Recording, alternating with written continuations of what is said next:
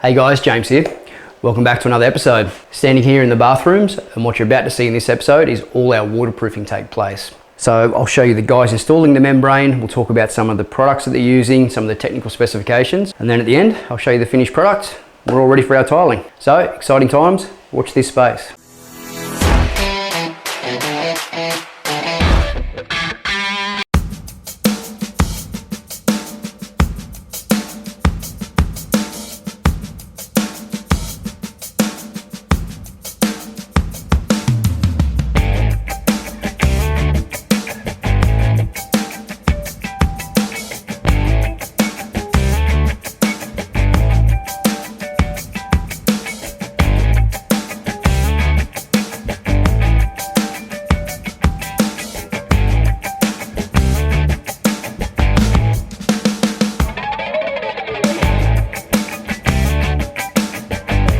So here in the laundry, what the guys are going to do is basically just do an edge perimeter all the way around, just to seal the wall floor junction. And then where our pipes are here, we're still going to cover up these pipes, just in case anything ever burst in here, the water couldn't then spill through into the rooms on either side. So it's just that extra bit of protection, but the whole floor doesn't have to be done, just the wall floor junction.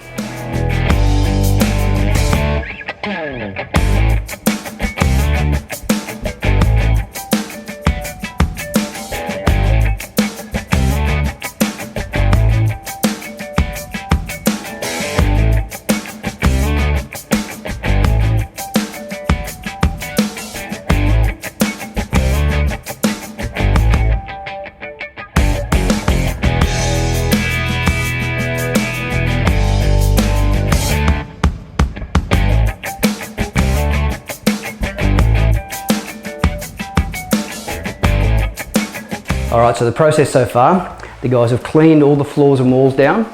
They've given it a good sort of wipe to get rid of any dust and a vacuum up. They've lowered the puddle flanges so it doesn't look grinding for that. Now what they're doing is applying a water-based primer. Once this primer goes on, that just helps the actual membrane stick to the walls and the floors a little bit better. So they'll do this in this bathroom, allow this to dry for a little while, work on some of the other wet areas, and then they'll come back and start applying some of the membrane.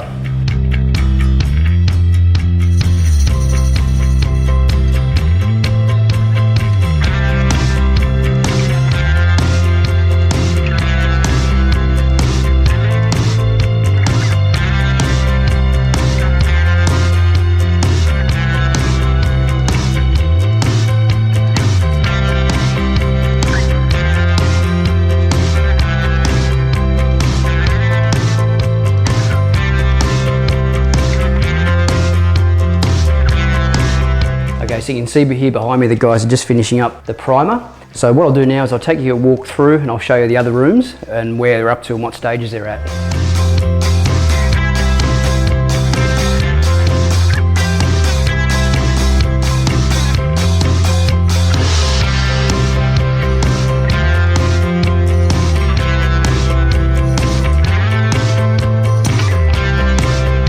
Okay, so laundry's been cleaned, basically prepped around the edges, and the floor waste has been sunken down as well, ready for that penetration, or ready for that puddle flange I should say. And this one is now just about ready for primer and also that edge band sealer. And now here in the powder room laundry, same thing, that's been cleaned and ready for prime, and the actual main bathroom has also been cleaned and is ready for the primer. So they're going to move up here now they've finished that other ensuite and get these two primed.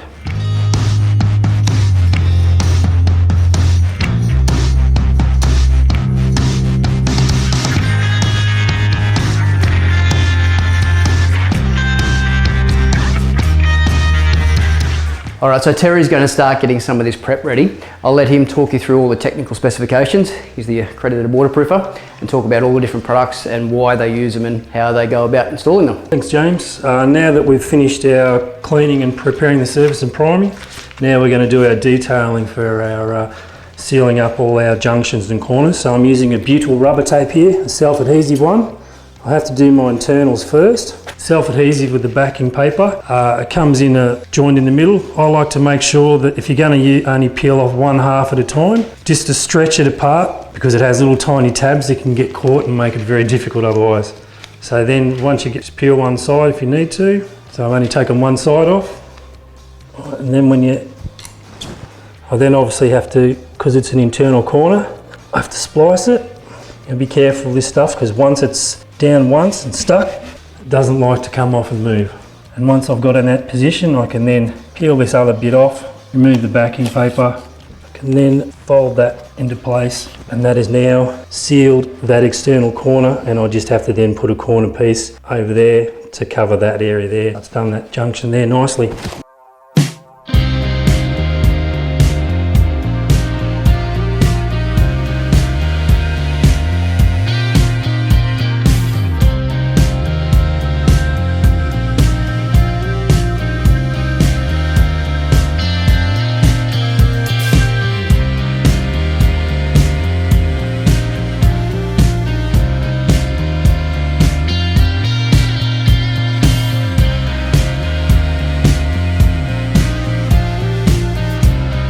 An area like this where we've got a window directly in a shower space and we've got a small reveal here, I much prefer to use a product like this Gripset butyl tape now, rather than just seal against the window and seal this external corner with like a polyurethane sealant. It holds up so much better. It's got wonderful elongation purposes, and it's just, once it's there forever. It's not going anywhere. So much better product, quicker and easier and simpler for a surface like this now.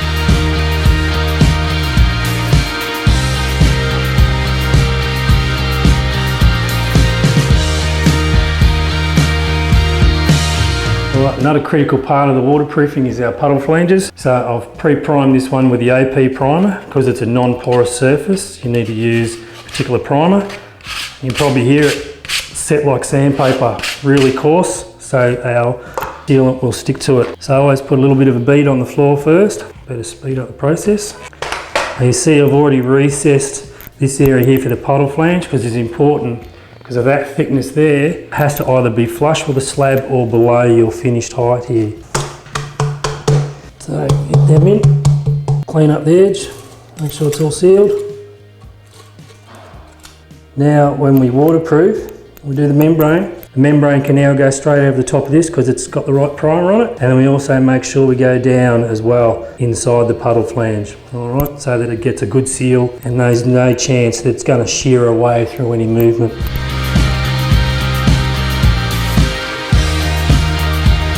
Right, for sealing the rest of the room for the wall floor junction here, instead of using a sealant, we're using a joint band. It has a wonderful elongation, so there's no need to put backing rod and seal. And we have pre-formed corners as well. These are the external ones. So you put a coat of waterproofing membrane down first, insert that in, then put another coat over it, and like the butyl tape, do a 50mm overlap, and then we'll do the rest of the room like that as well. What Jaden's now is preparing is these collars that are also made by Gripset. Any penetrations through a wall or a floor, you can adjust the size of these to suit your opening. So you fold them, see with the circle there, so fold them like so. Once again, you put your membrane on first, because it's got to have something to stick to. And you slide that over the top, push it to the back, and make it nice and neat, like that. And then you can then put a coat of waterproofing over it, let it dry, and then you put your second coat.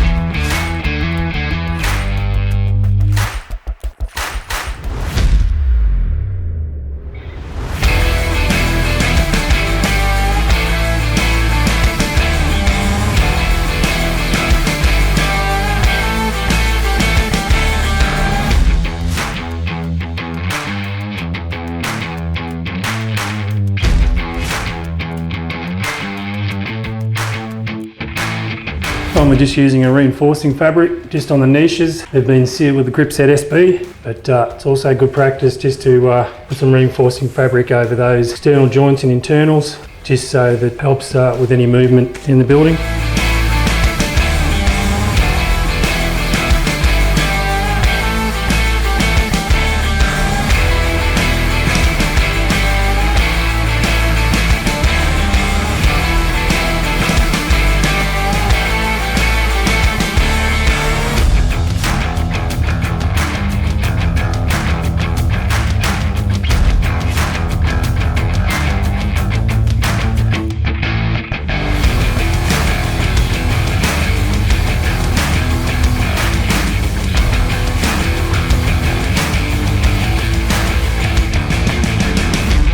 marked our penetrations here so that we can put our collars around them so that we can seal that area. In the bit, it's got to go into a wet membrane.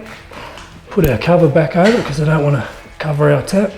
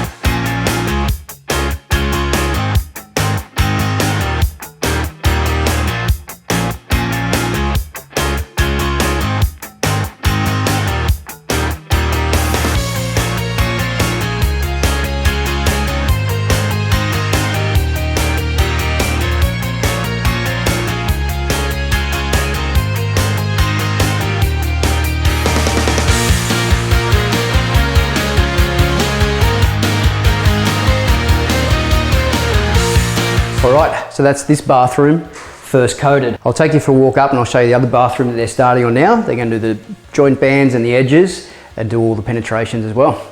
So come and have a look. Alright, here we go, wet area number 2. This is the main bathroom, and like I said, the guys have just finished the first coat in the ensuite, and so now they're doing the exact same thing pretty much in here, covering up the windows with the butyl tape around the reveals. They're going around putting the corner little profiles in and then putting the edge banding all the way around. This one's been primed, it's been cleaned, and now it's ready for its first coat as well.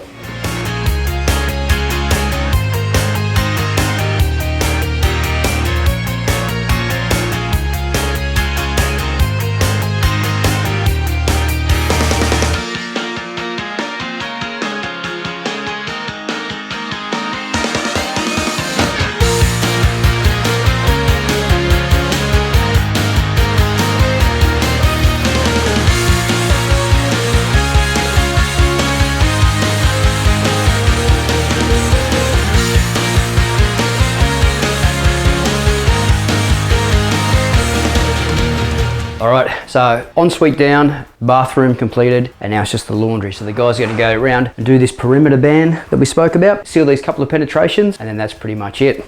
That'll be first coated in all the rooms, and then they'll come back tomorrow morning and then finish all their final coats.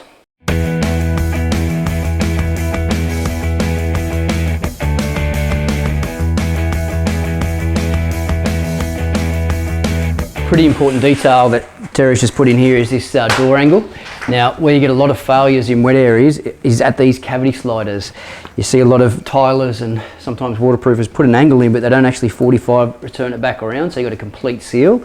And often what will happen, water can actually run into the cavity, and especially if you've got a 2-story home, that can drop down through the floor and into the ceiling below. So a big point of failure is at these doors.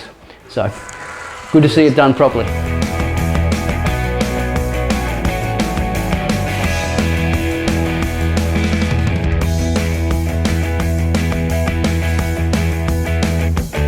Alright, so the guys are back for their final coat. You can see here, this is where the second coat's come across, and this is the one that's dried from yesterday. So once they apply that, all the hard work I guess has been done with all the prep. Now they're really just covering everything back up to give it the second layer.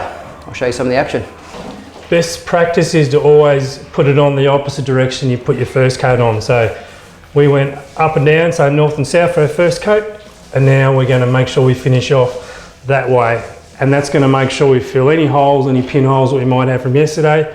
It's going to bond on really well to that next coat, and that way then you know that it's going to be well sealed. And obviously we use a nice 13mm nap roller, so we get good thick coverage.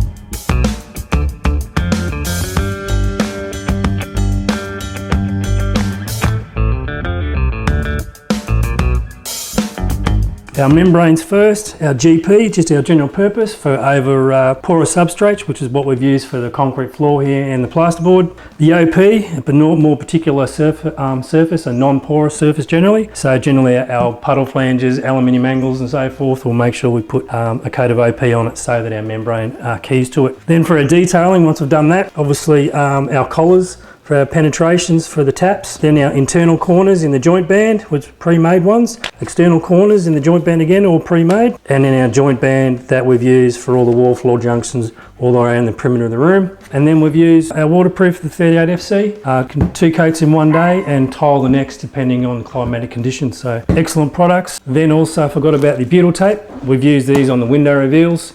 And some of the external corners as well. Self-adhesive tape, excellent product. Once again, you just waterproof straight over top of it once it's down. All right, excellent stuff.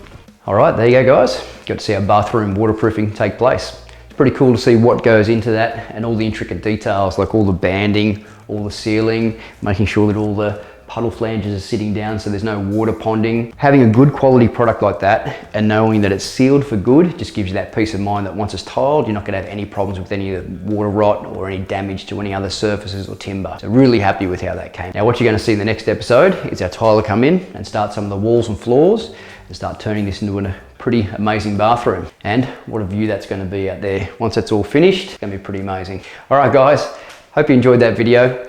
Please give it a thumbs up if you did. Like or subscribe if you're new, and don't forget to follow us on all our socials as well. Okay, take care, and I'll catch you next time.